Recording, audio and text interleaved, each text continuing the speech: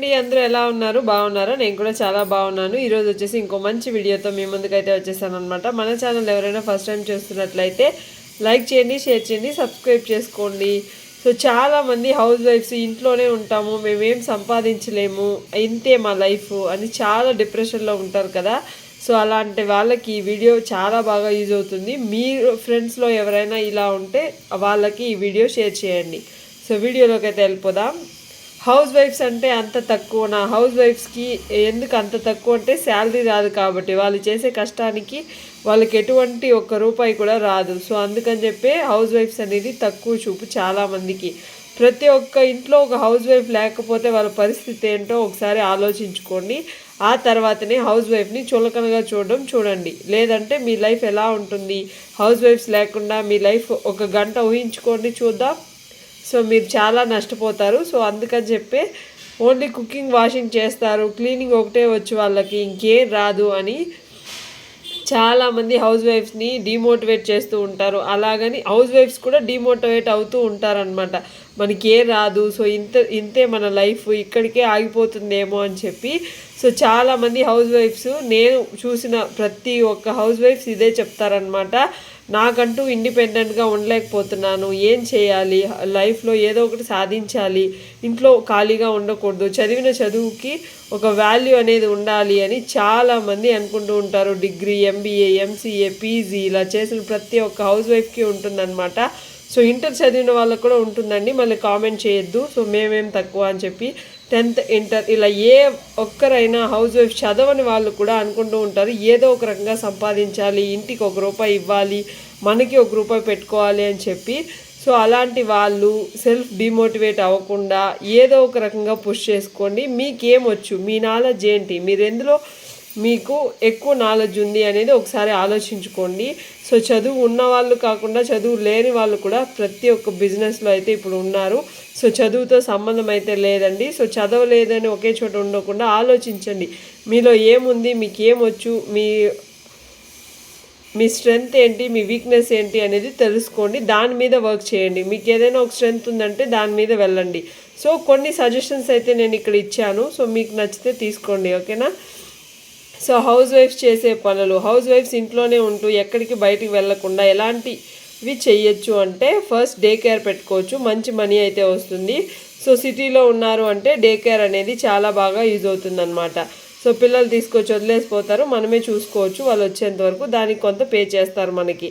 So అది best option. మనకి పిల్లలు ఉన్నా కూడా హ్యాపీగా డే కేర్ పెట్టుకుంటే పిల్లల్ని మనం చూసుకోవచ్చు. నెక్స్ట్ ట్యూషన్స్ చెప్పడం. మీకు ఒకవేళ బెంగళూరులో ఉన్నారు, మీకు ఏదైనా ఒక లాంగ్వేజ్ మీద మంచి పట్టు ఉంది, సో ట్యూషన్స్ పెట్టుకోండి, లేదంటే లెక్చరర్గా జాయిన్ అవ్వండి. ఆన్లైన్ లెక్చరింగ్ అనేది ఉంటుంది, సో దాంతో కూడా జాయిన్ అయ్యి మీరు మనీ అయితే ఎర్న్ చేసుకోవచ్చు. నెక్స్ట్ వచ్చేసి టైలరింగ్ అనేది నేర్చుకోకుండా మీరు యూట్యూబ్లో చూసినా కూడా మీకు టైలరింగ్ ఎలా చేయాలి ఏంటి అనేది ప్రతి ఒక్కటి ఉంటుందండి. సో దాంతో మీరు నేర్చుకుని కూడా టైలరింగ్ అనేది స్టార్ట్ చేయొచ్చు. నెక్స్ట్ మగ్గం వర్క్స్ పెట్టుకోవచ్చు, మగ్గం వర్క్స్ వేసేయచ్చు. అలాగని ఆర్ట్ వర్క్స్ అని చెప్పి చాలా అన్నీ ఉన్నాయండి, కుట్లు, అల్లికలు ఇలాగా. సో మగ్గం వర్క్స్ నేర్చుకొని కూడా మీరు ఇంట్లోనే హ్యాపీగా మగ్గం వర్క్ వేసుకుంటూ ఎర్న్ అయితే చేయొచ్చు అనమాట. సో బేకింగ్, మీకు మంచి కుకింగ్ నాలెడ్జ్ ఉంది అంటే పికిల్స్ అని, ఫాస్ట్ ఫుడ్స్ అని, మామూలు ఫుడ్స్ అని చెప్పి, క్యాటరింగ్ బిజినెస్, సో ఇలా ప్రతి ఒక్కటి పెట్టుకోవచ్చు. ఒకసారి ఆలోచించండి. బేకింగ్ చేసి కేక్స్ అని చెప్పి కస్టమైజ్డ్ కేక్స్ ఇవ్వడం కూడా మంచి మనీనే. అలా బేకింగ్ చేసిన వీడియోస్ యూట్యూబ్లో పెట్టుకున్న మనీ అయితే వస్తుందన్నమాట. సో లేదంటే మీకేం తెలియకపోయినా యూట్యూబ్ వీడియోస్ చేసుకుంటూ ఉండండి. కుకింగ్లో యూట్యూబ్ వీడియోస్ అయితే స్టార్ట్ చేయండి. మీరు మంచిగా మాట్లాడితే చాలు, మంచిగా క్లిక్ అవుతారనమాట. నెక్స్ట్ సిల్క్ థ్రెడ్ గురించి చాలా ఉన్నాయి. సిల్క్ థ్రెడ్ బ్యాంగిల్స్ అని, సిల్క్ థ్రెడ్ కుచ్చులు అని చెప్పి ప్రతి ఒక్కటి ఉంటుందన్నమాట. అన్నీ మీరు ఎక్కడ వెళ్ళడం అవసరం లేదండి, బయటకు వెళ్ళకుండానే యూట్యూబ్లోనే ప్రతి ఒక్కటి మీకు తెలుస్తుంది. Next decorative items. చాలామంది ఇప్పుడు క్యాలెండర్స్లో వాళ్ళు మ్యారేజ్ యానివర్సరీని ఒక డేట్ని మార్క్ చేసి అలా డెకరేషన్ ఐటమ్స్ అనేది పంపిస్తూ ఉంటారు. సో అది కూడా ఒక రకమైన బిజినెస్సే. సో చాలా బిజినెస్లు వచ్చేసాయి ఇప్పుడున్న సిచ్యువేషన్లో. మనం మొబైల్ ఓపెన్ చేస్తే చాలు ఏదో ఒక బిజినెస్ మనకు మైండ్కి తడుతుంది. సో అలా కూడా మీరు ట్రై చేయొచ్చు అనమాట. సో ఇంకో విధంగా ఎలా అంటే నో షాపింగ్.